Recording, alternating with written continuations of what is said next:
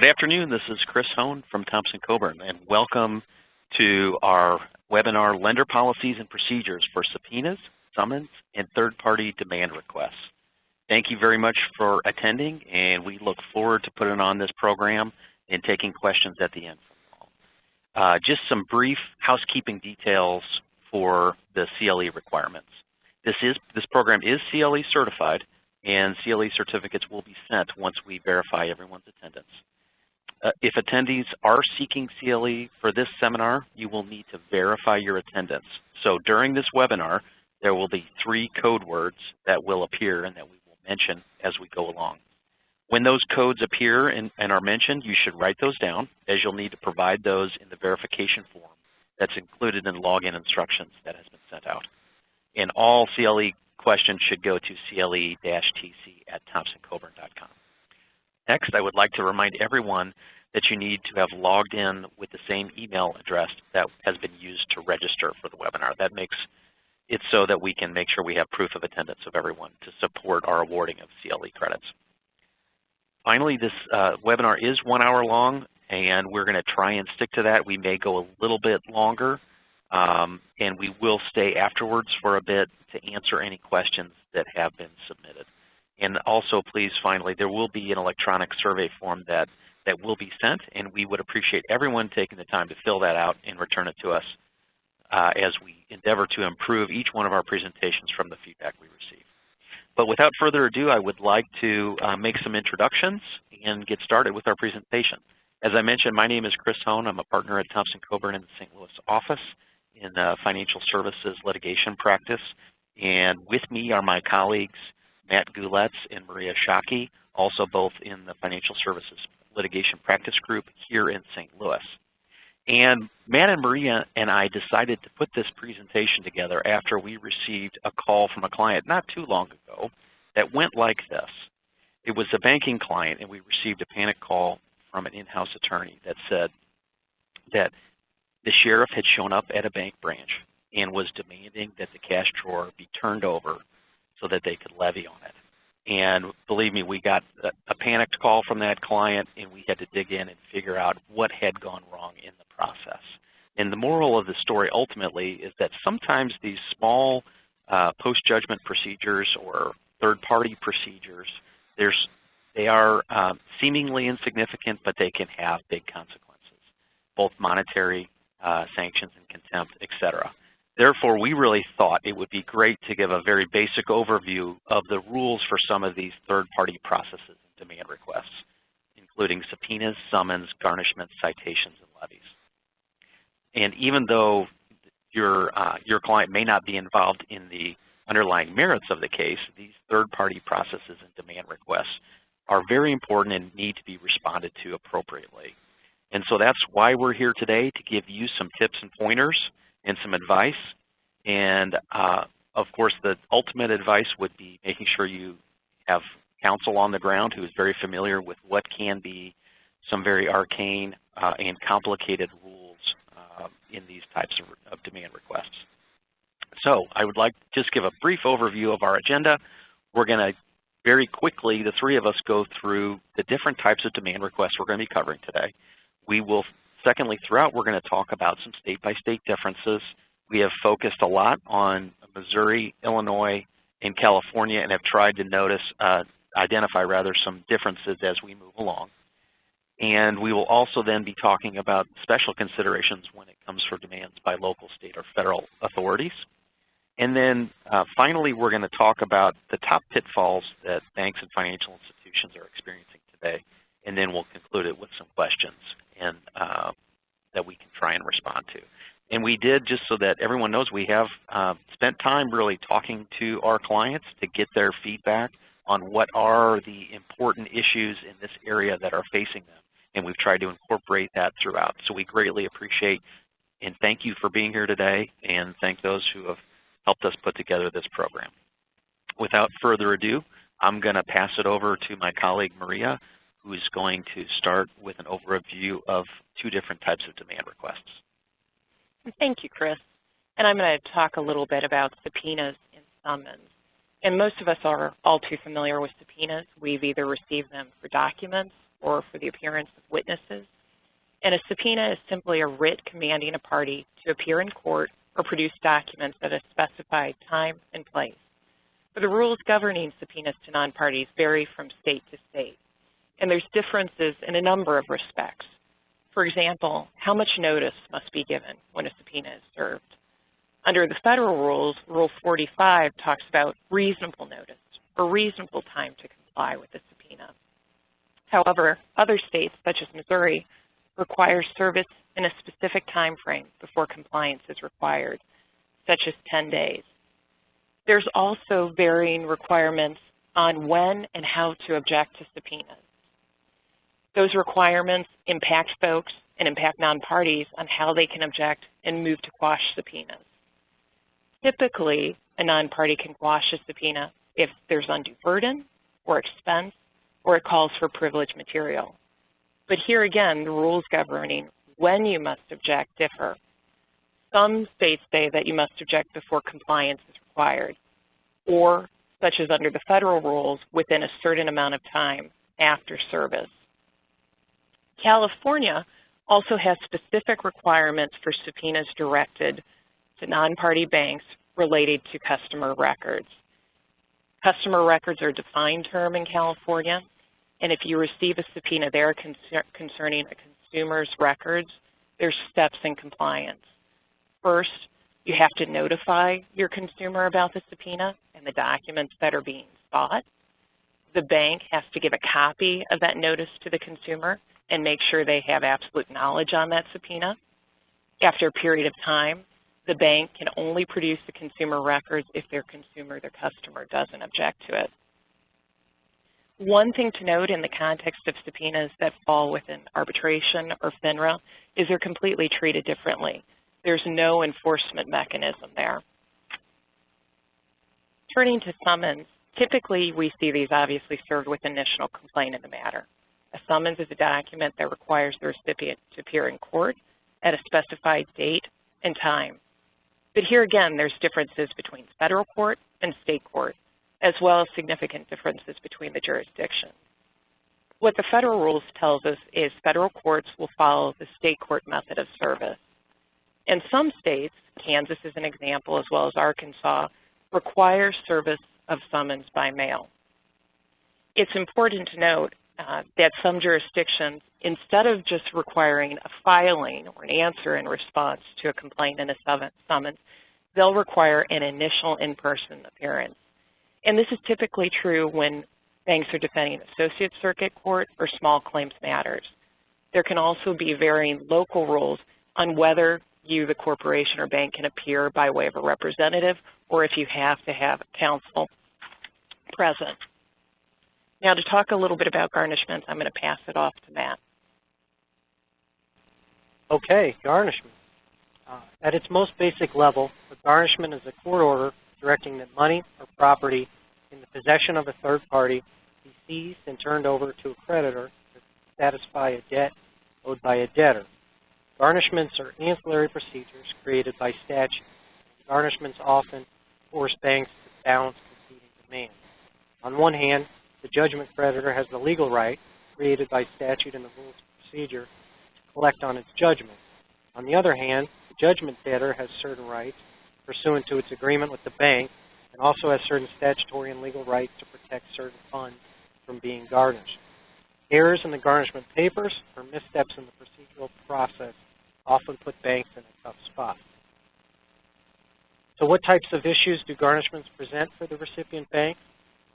These issues are many and include such questions as, are the accounts properly identified? How long is the garnishment in place? When does the bank have to respond to the accompanying garnishment interrogatories? What are the bank's continuing obligations, if any? Do any exemptions apply? Can the bank assess a fee for its efforts? When does the bank have to turn over funds? And is there any trigger for the bank to do so? How much money does the bank need to freeze? These are the types of issues we will try to address.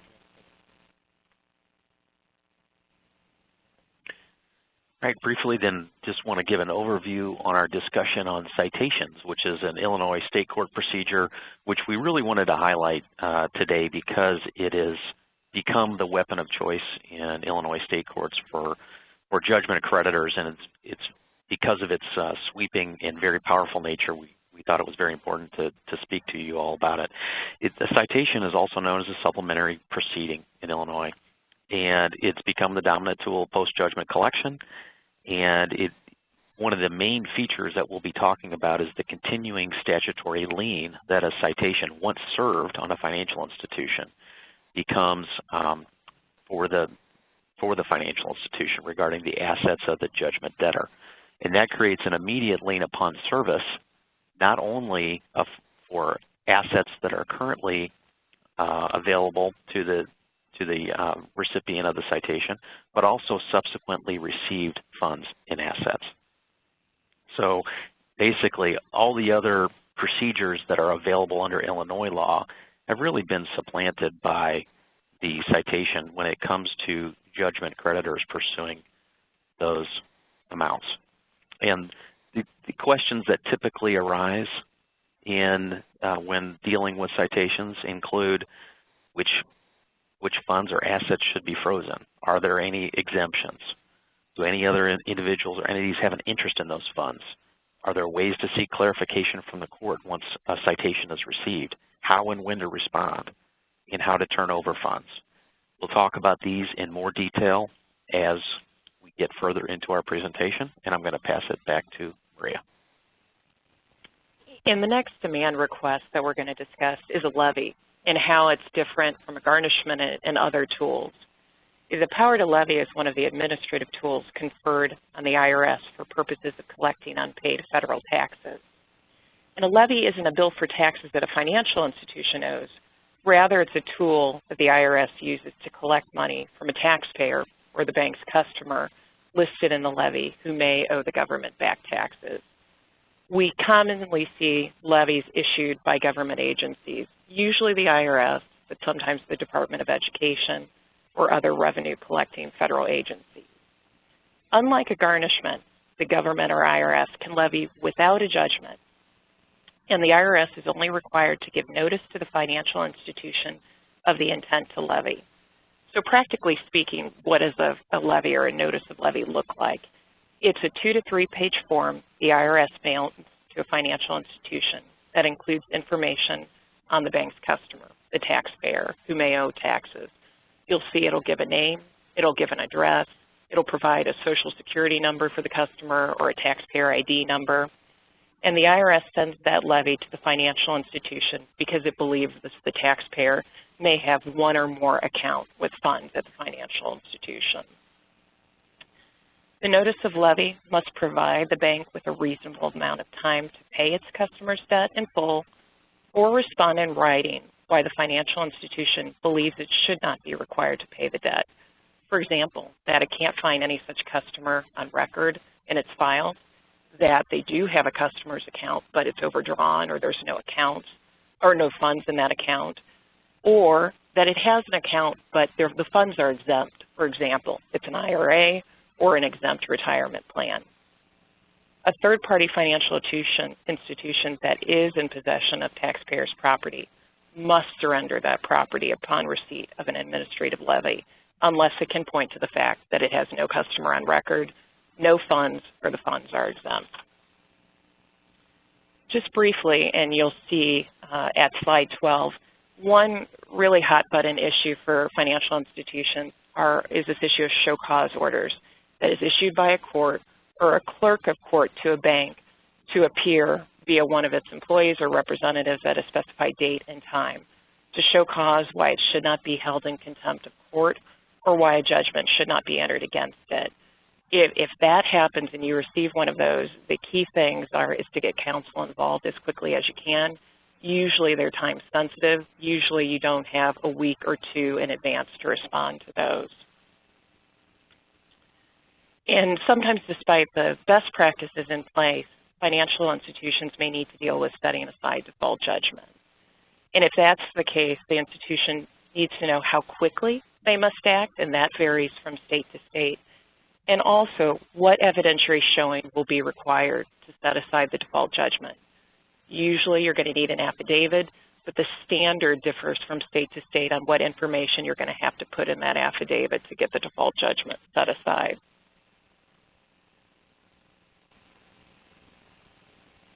Okay, so let's talk in a little more detail about garnishment. For garnishments, the mechanics are pretty straightforward, but as with many of these topics, there are differences between the states. In Missouri, the sheriff typically serves the summons, writ of garnishment, and writ of judgment on the garnishee bank. By contrast, in California, for example, the process is called the notice of levy, and it can be served by either the sheriff or a private processor. In many states, including Missouri, the writ of garnishment must be accompanied by written interrogatories to the third-party respondent. The Supreme Court of Missouri held over 30 years ago in a case called Cochran that failure to serve interrogatories is fatal to the garnishment. Service of the writ of garnishment and summons typically attaches the full amount of the funds subject to garnishment in the bank's possession. I say typically, of course, because there's always jurisdictions that want to do things a little different. In Kansas, for example, the garnishee is required to hold 110% of the amount of the judgment creditor's claim. Typically, or I shouldn't say typically, but in Missouri, garnishments are issued by the clerk of the court where the judgment was issued.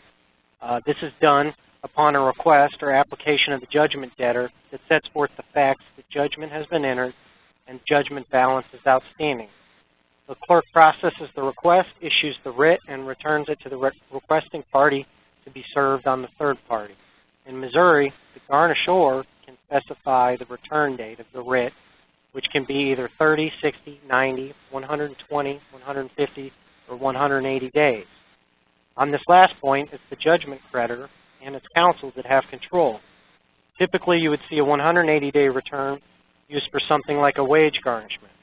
In that situation, the judgment creditor is attempting to capture as much money as possible. Usually, the garnisher is attempting to do this without incurring additional court costs or facing the risk of an intervening garnishment if that particular judgment creditor needs to serve a subsequent garnishment. Bank garnishments, which are our focus here today, are more typically issued for only 30 days. The judgment creditor is attempting to get answers to its garnishment interrogatories regarding the funds on deposit and to promptly obtain the turnover of any funds in the possession of the bank. Freezing and turning over the funds is not the bank's only obligation, however. The bank must also file and serve verified answers to the interrogatories that accompany the writ of garnishment. Therein, the bank must answer questions regarding the property or funds in its possession.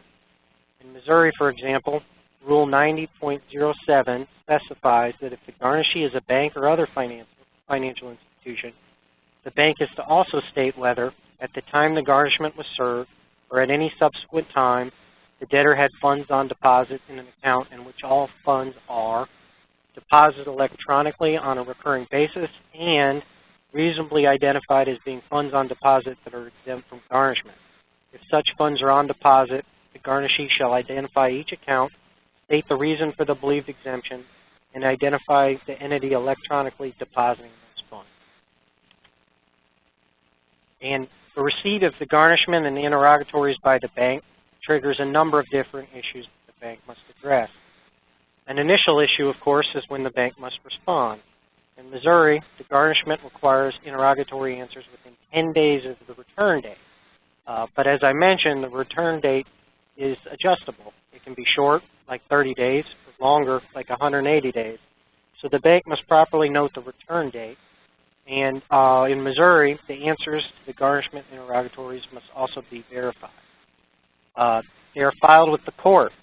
And as part of these answers, the bank will admit whether it possesses property that belongs to the judgment debtor. If there are such funds, they should be turned over to the court. In Missouri, no further order of court is required under Rule 90.10. In other states, the money is not actually turned over until there is a court order. The garnishment itself typically includes instructions as to whether the funds should be submitted to the court or to the judgment creditor's attorney. Another area where there's disagreement between the jurisdictions is whether the garnishment acts as a one-time swipe or whether it's continuing. In some states, like Missouri, a garnishment will reach all funds on deposit at the time the garnishment is served, as well as subsequent deposits made until the return date. In other states, the garnishment only reaches the funds on deposit at the time the garnishment is served. To reach subsequent deposits, the judgment creditor has to serve a subsequent garnishment. The takeaway here is to understand what exactly the jurisdiction requires of the bank garnishee, how long those obligations last, when the bank must act, and how it must act. Unfortunately, responding to the garnishment interrogatories is not the end of the bank's involvement. In Missouri and elsewhere, the garnisher has the opportunity to file exceptions to the bank's interrogatory answers. Essentially, this is the garnisher's mechanism to challenge the sufficiency and accuracy of the bank's response. In Missouri, those exceptions must be filed with the later of 20 days after service of the interrogatory answers or 20 days after the return date of the writ. If the garnisher files exceptions, the bank then has 20 days to respond to those exceptions. Of course, these rules governing exceptions assume that the bank actually answers the garnishment interrogatories on time. If the bank fails to respond, the judgment creditor can pursue a judgment against the bank.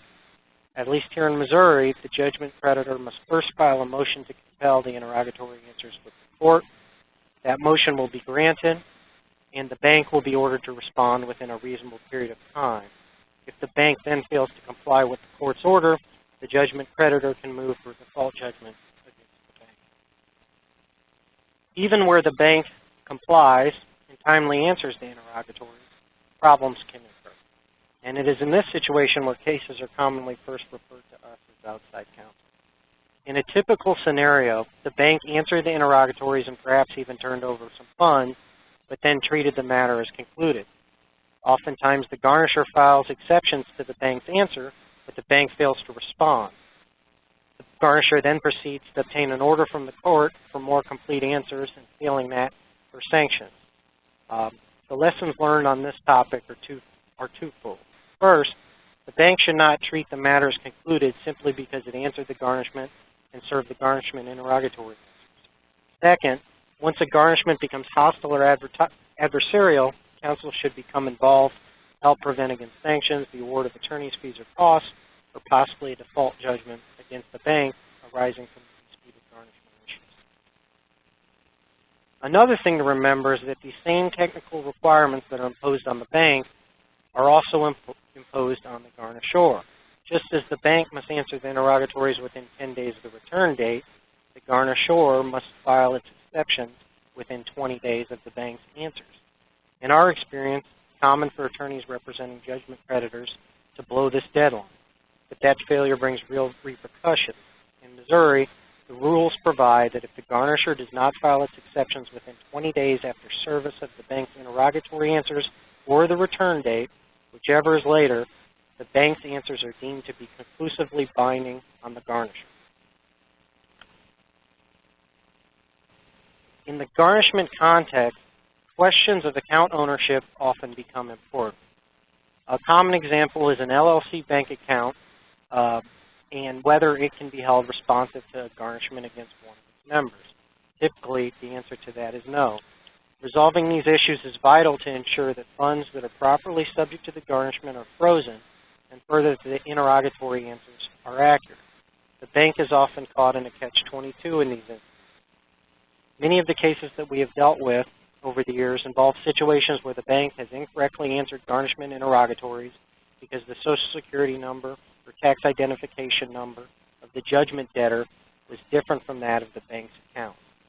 So how does the bank deal with these situations where the judgment debtor does not exactly match the bank's customer? One option we often try to employ is a hedge. Since the bank is under an order to hold money belonging to the named debtor, the bank should freeze the fund, answer the interrogatories, but not immediately remit payment. Rather, the bank should identify the issue in its interrogatory answers, and if need be, seek court clarification or even consider interpleading the fund. This comes up in the context of joint accounts as well. For example, in Missouri, a judgment against the husband alone ordinarily cannot affect a bank account or other property held by a husband and wife. So if the judgment in the garnishment lists husband only, that money shouldn't be turned over. If the judgment creditor can prove that the funds in the bank account of another actually belong to the judgment debtor, then the account could possibly be garnished. But the bank should let the judgment creditor try to prove that within the garnishment proceeding and then respond and act only in compliance with the court's orders, if possible. Another issue that a bank facing a garnishment must deal with is exemptions. With respect to garnishment exemptions, one of our very good clients described this as, quote unquote, a world of confusion. That is because of the interplay between various state and federal exemptions. The exemptions typically prevent garnishing the judgment debtor's account for certain types of income. There are exemptions for the head of household, who can claim a pretty substantial portion of his or her wages as exempt. There are also exemptions for such things as Social Security, disability, retirement, and child support. In Missouri, the garnishment itself, received by the bank, often includes a partial list of exempt property with reference to the pertinent statutory provision. Notice of the garnishment is given to the judgment debtor, and it must act to assert its exemptions. But the bank or financial institution must be vigilant as to the types of money that are exempt, whether a claim for exemption has been made, and whether that claim is timely. With that brings us to our first secret word of the day. That word is subpoena. One more time, secret word number one is subpoena.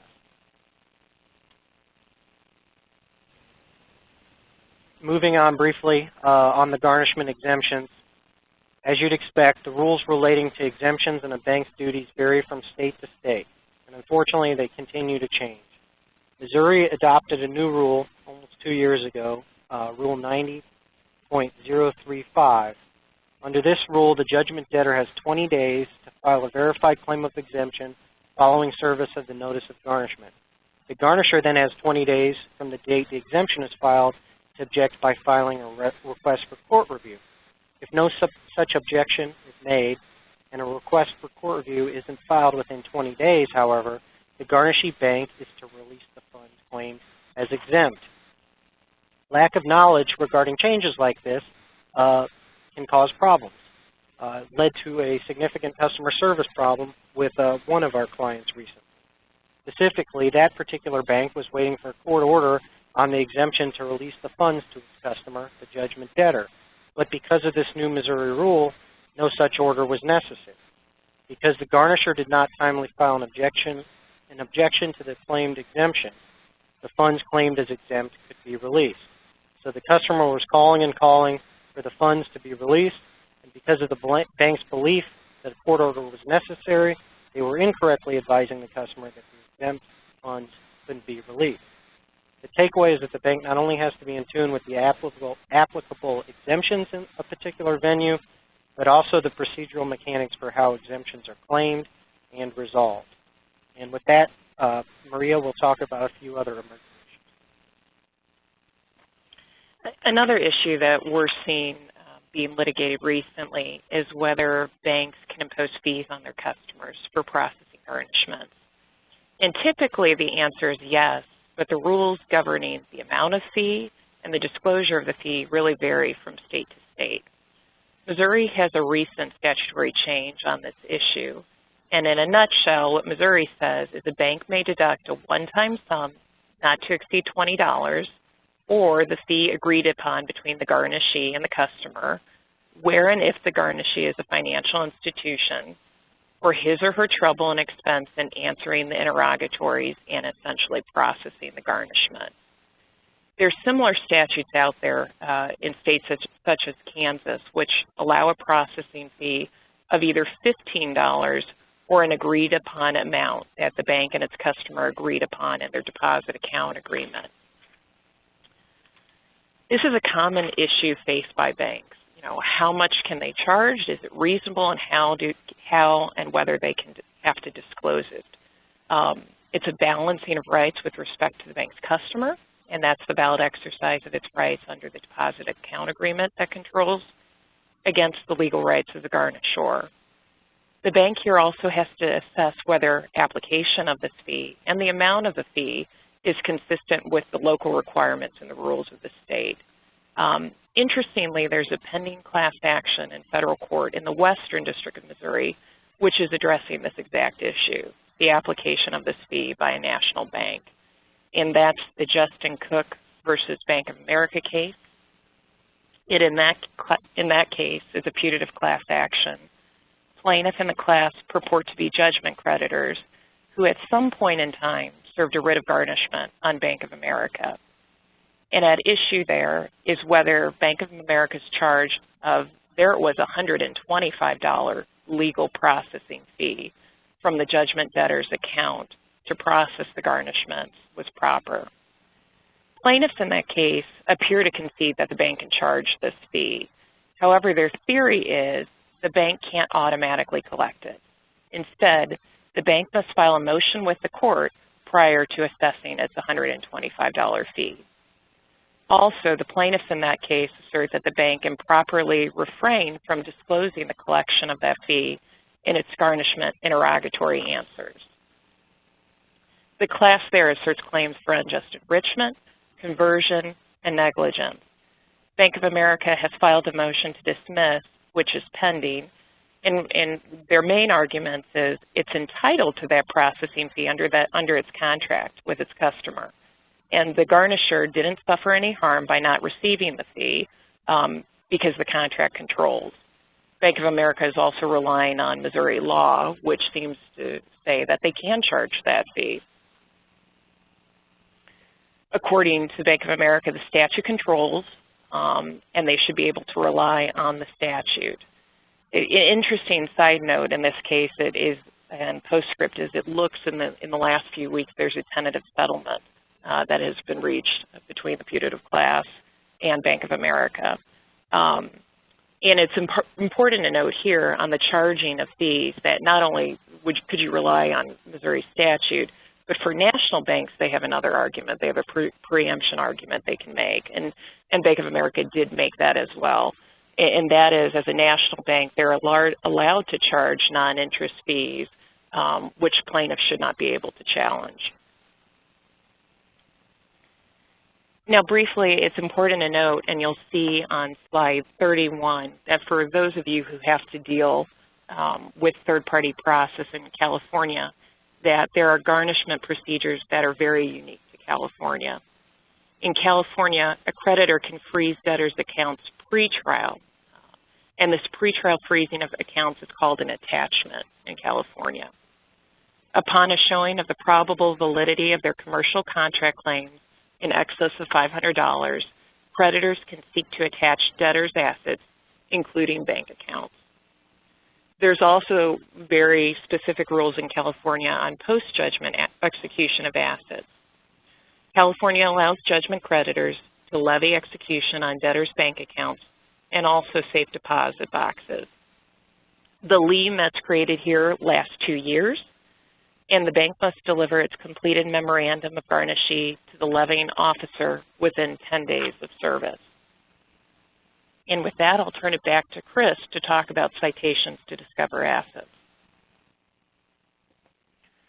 So much like Maria explained with California with some unique rules, Illinois also has some very unique rules with regard to citations, which I would characterize as really super garnishments. And the reason we really wanted to highlight this for all of you is because we've encountered this issue with a number of clients, because basically a citation can show up by first-class mail to a bank branch and demand a personal appearance within 5 days to produce documents and to report account balances. And the consequences can be significant if the deadlines are missed and if the responses are not done appropriately. And those consequences can be contempt sanctions and also potentially ultimately a judgment if the bank did not freeze account assets, that there could be a judgment against the bank, in fact, for the amount of any transfers that were allowed or the amount of the judgment, whichever is less. So those kinds of scary consequences in the super garnishment procedures that are in the citation process really warrant further discussion and elaboration, because they are important, and it's a little bit unique to Illinois. So as I mentioned earlier, citations really have become the dominant means for post-judgment collection and discovery. And so in terms of whether it be a wage garnishment or a non-wage garnishment or a writ of execution. Most of those processes are in the past and no longer used in Illinois. Really, citation has become the way to go. And the reason for that is simple, because it is, once a citation is received by a financial institution, for example, it becomes a continuing lien. And that includes not just the funds in an account at the time the citation is received, but also for future funds that are received into the account. So as Matt mentioned, some states are different in that it only covers the amounts on hand at the time. Citation is very broad and very powerful. It's a continuing lien. And then it also allows to obtain, for the judgment creditor to obtain discovery within the same process. As one commentator noted, really the citation literally allows a fishing expedition for judgment creditors, as long as they have a reasonable belief that there are account funds at a particular financial institution. They can go ahead and serve a citation to discover assets and to get discovery from the financial institution to see whether or not the judgment debtor has any funds on account there. So quickly on slide 33 is really the statutory language, which I won't repeat. But again, the highlighted language at the bottom really reflects what one commentator was referring to as it does really allow a fishing expedition as long as there is a reasonable belief that there's property that the financial institution has that may belong to the judgment debtor. So moving on to talk a little bit more about the nuts and bolts on page 34 of our slides. And really the citation form is dictated by statute. And in the form, there must be the warning in caps and bold that a failure to appear as directed can result in contempt. And again, I mentioned earlier that the issue here is really that you can get service simply by first-class mail, and it could be, service by registered or certified mail, and it could demand a personal appearance in as little as 5 days. And so obviously there's contempt sanctions for not showing up, and which is significant. So in terms of, just moving on to page 35, just to look at some of the additional requirements pursuant to Supreme Court Rule 277. The citation is called a supplementary proceeding, and it imposes an obligation on the financial institution to appear. And usually the appearances are in court, although the statute and the rules do allow for appearances actually at the judgment creditor's law office, for example.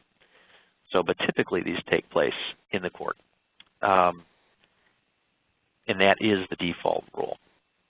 But really what happens on court day is there could be an examination. It could require, the citation could require production of records and a production of a witness, and could require examination at that point.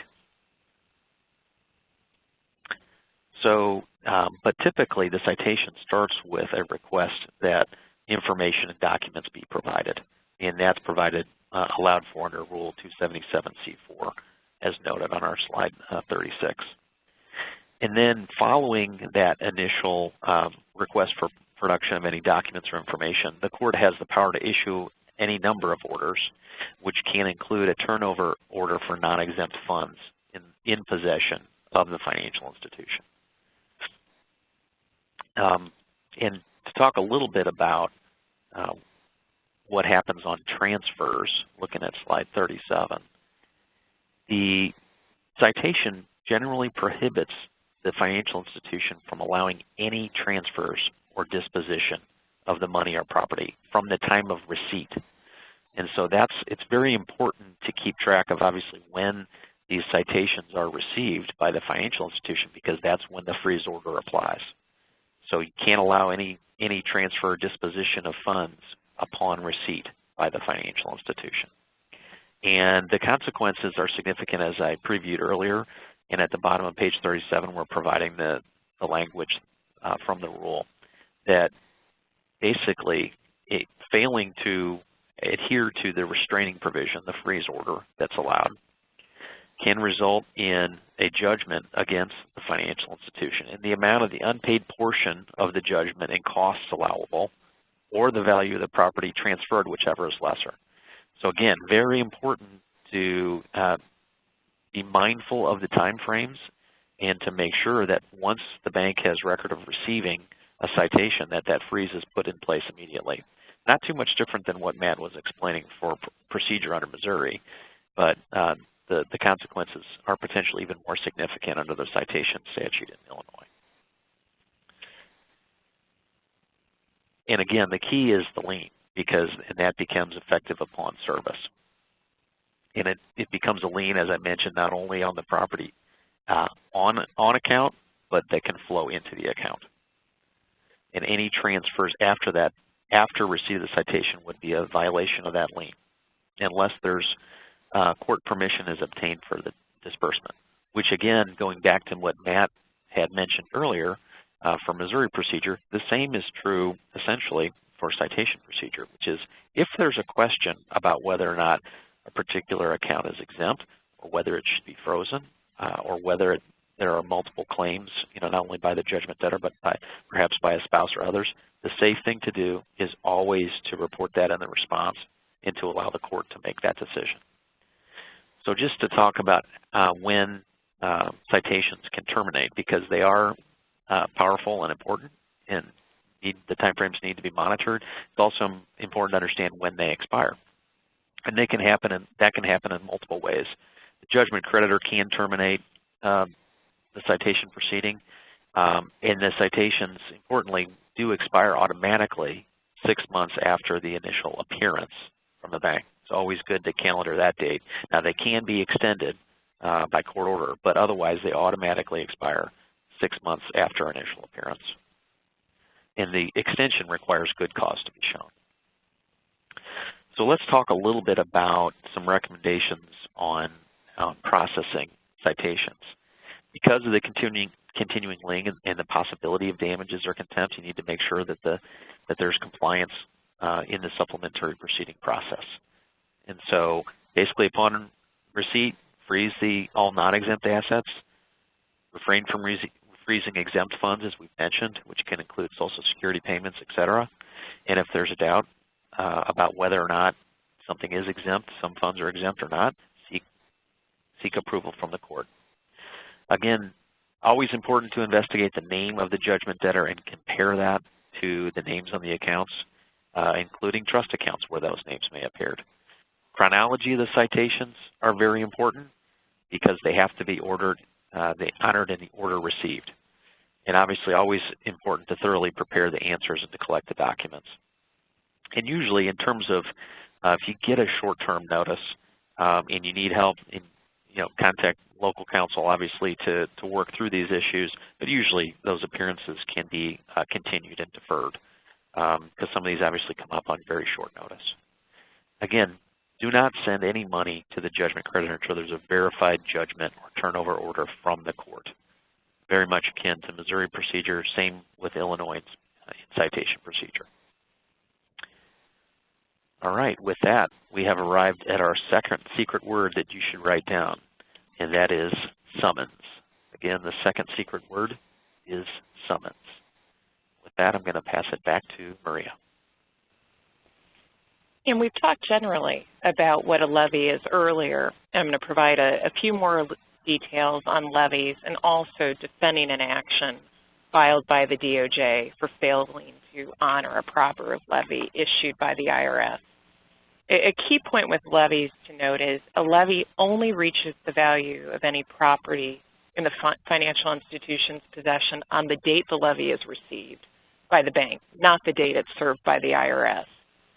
Second, that money deposited later into that customer's account is not surrendered, including any deposits during the holding period, and the holding period is 21 days. What the IRS has to do is issue another levy to reach that money. So typically what a bank will see if the IRS wants to make sure that it gets all the monies that are going into a particular taxpayer's account, the bank will receive multiple levies during a period of time to reach all those funds. But what happens if the IRS doesn't believe that the bank has responded appropriately and surrendered the assets that the IRS believes it should surrender? Well, at that point in time, the IRS hands it off to the DOJ to step in. And as we all know, it's not necessarily pleasant dealing with the DOJ. What they will do is file a civil action against the bank for failure to honor a levy issued by the IRS. And that's filed in federal court, and it's filed under Section 6332. And to be very blunt, it is extremely difficult to defend these actions, to defend a claim for failure to honor a levy brought by the DOJ. There's few defenses available to a bank that fails to honor a proper levy that's been issued by the government. For example, there's no equitable defenses. You can't argue estoppel. You can't argue waiver. You can't try to tag the government with comparative fault. I've had customers and clients who've said, look, can we argue good faith because we processed this levy in good faith. We just happened to miss the account. We were one account number off, but we had no bad faith in not responding and not surrendering the assets. Unfortunately, you can't argue that. There really are only two defenses for a bank's failure to honor a levy. And the first, which we touched on briefly before, was that they just didn't possess any account in that customer's name, or they had no obligation with respect to that account because that account may have been subject to a prior judicial attachment, or it was an exempt, and that's if it was an IRA or other self-employed retirement plans. But that's really it in terms of your defenses to an action brought by the DOJ. So what you can see happening is in dealing with levies is you really have competing demands. You have the demands from your customer, a lot of times for the money in that account, and you've frozen the account, and you have a demand from the IRS or even potentially the DOJ if it's gone that far. And in terms of responding to levies, timing can be very critical in terms of whose demand comes first.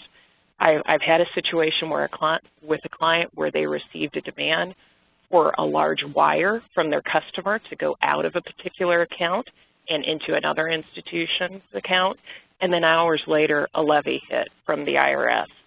So you've got potential liability to the IRS, and you got potential liability to the customer who wants its money in their account. To keep in mind, if you're faced with this situation, is a financial institution who fails to honor a notice of levy, a proper notice of levy, can face personal liability in the amount equal to the value of the property in the account not surrendered, as well as interest, cost, and penalties. And so the takeaway when presented with this situation is, if you can, err on the side of caution. Freeze the funds. If you can, interplead the funds. As Matt has said before, hedge and delay as much as you can when you're dealing with a demand from your customer from the money and a demand from the IRS. But take steps to freeze the account as soon as possible. Now, turning to slide 46, our recommendations overall for strategies for handling any demand request, be it a subpoena, be it a show cause order, levies or garnishments, is just don't let them sit. Many demand requests, as we said, have really short time frames for response. Subpoenas can be 7 days, garnishments 20 days. Sometimes you'll get a show cause order, and the next day you'll have to appear in court responding to it. So you just can't practically let them sit. And the second, recommendation is, again, if there's any question as to who is entitled to the funds, be it the customer, be it a judgment creditor, be it the IRS, consider immediately placing a hold or freeze on that account. Obviously, you may upset the customer in doing so, and there could be a complaint down the line from that customer. But generally, under the deposit account agreements you've negotiated with your customers, you have a right to do so. You have a right to freeze the account. So that's really the step that needs to be taken, especially when you're talking with a large amount of funds at issue. Now, what we've laid out for you on slides 47 and 48 are some tips in dealing with default judgments. But however, in the interest of time, I will pass through those and let you look at those at your convenience.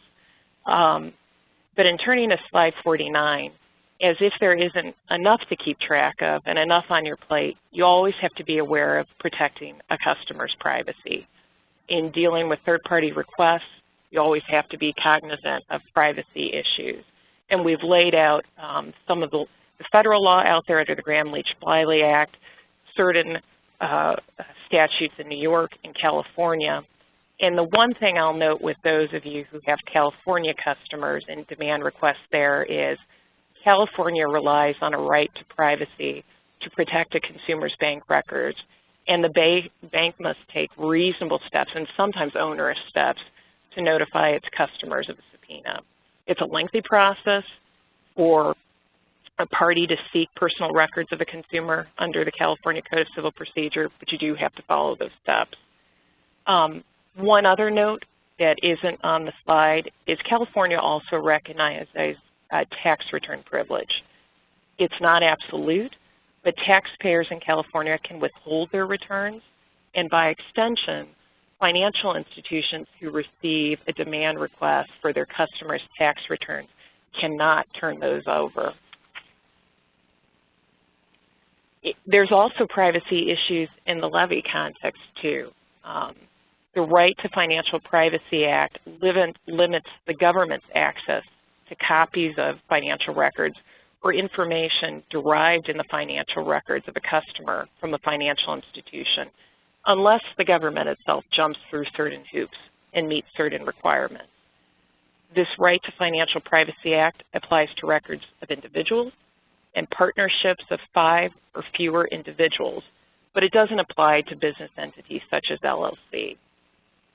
So if an accounted issue is subject to a levy and it belongs to an individual or sole proprietorship, the government must comply with the provisions of the Right to Financial Privacy Act in order to obtain financial records from a bank relating to its customer.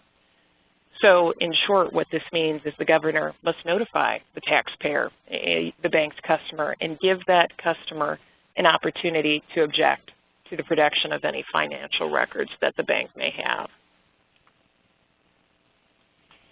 And now we're on to our last secret word of the day, and that is garnishment. Again, that secret word is garnishment. Okay, so as we previewed from the very beginning, as we prepared to present the CLE, one thing we wanted to better understand is what issues our clients face. What are the hot button issues? What are the top pitfalls? And so we went out, we interviewed them to hear what they had to say, and we will honor our promise to them that they remain anonymous. One in-house counsel focused on garnishment, the topic I covered earlier. He called it a world of confusion. There are different exemptions provided in the federal code and state law, and on top of that, the jurisdictions have different protocol for dealing with exemptions, and then further differences about how the bank needs to respond to exemptions. There's not any ready-made, easy way to remedy this confusion. The best you can do is undertake efforts to monitor changes or consult with outside counsel in the jurisdictions where these are coming up, and just do your best to keep the bank's processes and protocols up to date. Another issue that the same client mentioned had to do with subpoenas, specifically subpoenas issued by private arbitrators, or FINRA, also known as the Financial Industry Regulatory Authority. These subpoenas raise issues because they may not typically be formal legal process issued by a court. Because they're not court ordered, there's also not an enforcement mechanism in place.